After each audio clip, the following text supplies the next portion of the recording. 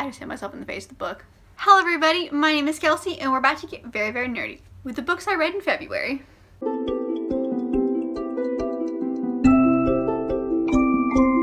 So this month was like a super awesome month for me, and I feel like a lot of people felt that way. While it is the shortest month of the year by like a day, it still was like a great reading month, and I feel like that's a universal thought. This month I read a total of 5 books, so that is super exciting and I'm all about that. I thought I'd just go right into a wrap up and tell you some of my thoughts about these. So the first book that I read is The Witch's Daughter by Paula Braxton. This follows a woman named Bess who is a witch and is like hundreds and hundreds of years old, who after her mother gets hung from a tree after being accused of witchcraft, goes to a warlock to kind of hone her own talents. After she realizes that he's not a great person, she's on the run and continues to be on the run to this day. A girl named Tegan kind of just shows up at Bess's door wanting to know a lot of things,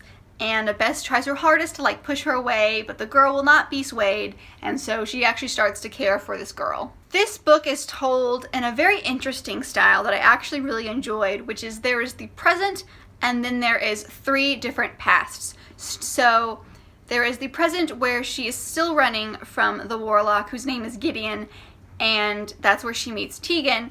And when Tegan actually kind of discovers that she is a witch, she uses the story of Bess, even though Tegan doesn't know that this is the same witch, to kind of talk about her past. So there are 3 different kind of time frames in her past that she tells Tegan stories from. And I really liked that because it had like present and then it went to past and then it went to present and then it went to a different past. And it was just kind of like showing Bess's life and the different aspects of it and different ways that Gideon kind of took control of it and tried his hardest to get Bess back, because he thinks that Bess is like his number one. Like that's the girl that he needs to be with, even though she's like, you're evil, go away, and he's like, nah. So I do feel like we got to know the main character Bess a whole lot. You got to know these different aspects of her life, but that's really about it. Gideon was 100% one-sided.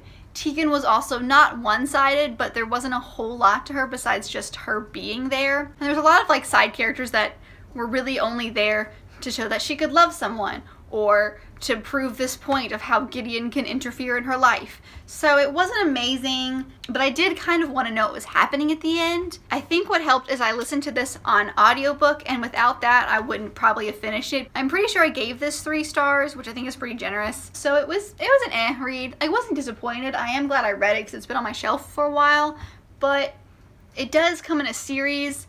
I don't think I'm probably going to continue on with it. There were definitely some parts that I liked about it, but overall there was not like it. My life isn't changed because I read it.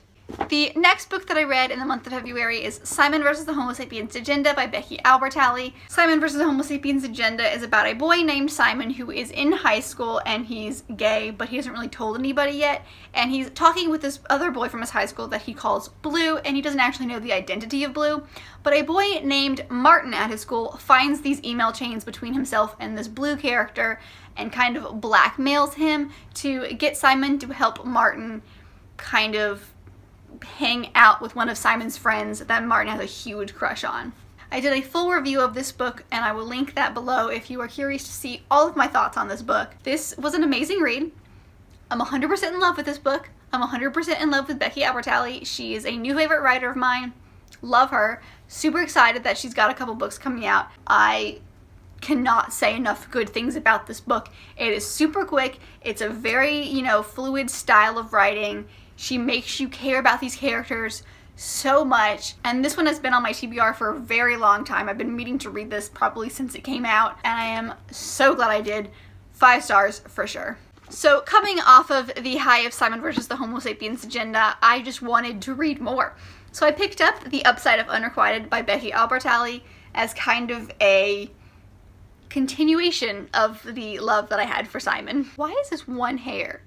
It's just like not listening to me. It's very annoying. This one is about a girl named Molly who is kind of dealing with the fact that her twin sister just got a girlfriend and is not really there for her anymore. Now, Molly has had 26 crushes in her entire life, all of them unrequited because she hasn't told anybody about them.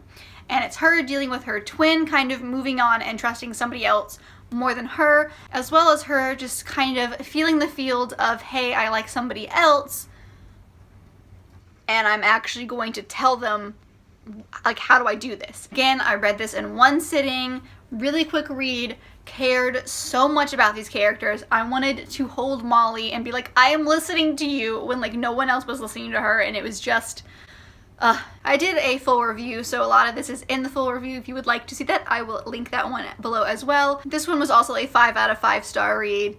Absolutely love Becky Albertalli. She's an amazing writer. I can't wait for more stuff from her. Just keep it coming. I'll read it all. Just send it my way. Next book that I read is The Espressologist, and I don't remember the author's name because I didn't write it down like an idiot, so it'll be on the screen. This is just a super silly book that I also did a full review on, so if you want to check that out, it'll be below. I did a lot of reviews on the books that I'm reading this month. This one's just kind of a fun, silly read about a girl who works as a barista and basically uses coffee drinks to match people up. She's done it a couple times with her friends, and her boss finds out and is like, let's use this as a promotion, and it becomes this big deal. She sets her best friend up with a guy from her class, and she doesn't understand why she doesn't like the fact that they are together. She's got the feels for him, and you just are like, come on, hun, just admit it. Really quick read. I think I gave this 3 or 4 stars. I don't actually remember. I think a true rating would be about 3.5.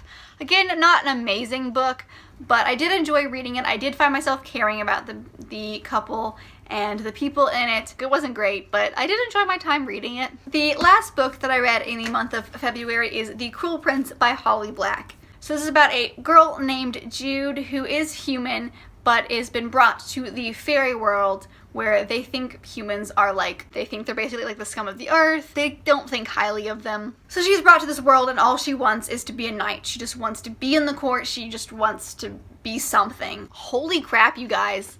I'm hooked. I want the next one right now. And I realize it's not coming out until next January, and I'm so bitter about this because I need to know what happens. It's not a cliffhanger, but it is at the same time. This portion of the story is wrapped up nicely, but there's still the bigger story is still there. I highly, highly recommend this book. I know a lot of people have mixed feelings about this, but I definitely tend in the, oh my gosh, this was so good. The second half of the book, nothing I expected to happen happened. I'm pretty sure, I can't remember who did the review. Oh my goodness, someone did the review. I think it was that Bookie. I think that's right. She did a review on this, and I remember she said that basically all of your stereotypical tropes get turned on their head, and oh my gosh, is that not the truest thing I've ever heard in my entire life? That is exactly what happened with this book, and I loved every single minute of it. So I was definitely hooked from page 1, but I will say it definitely picks up about halfway through. I think I started this book in January, I believe, and I got not quite halfway, but close to halfway through, and then I finally hit halfway, and it took me 2 days to finish it because it was so fast-paced, and I just had to know what was going on with Jude in this world, and it was very good. Need to get my hands on the second one, and I realize I'm not going to do that until next January, and that makes me so sad because this book is amazing. I'm pretty sure I gave this 4 out of 5 stars,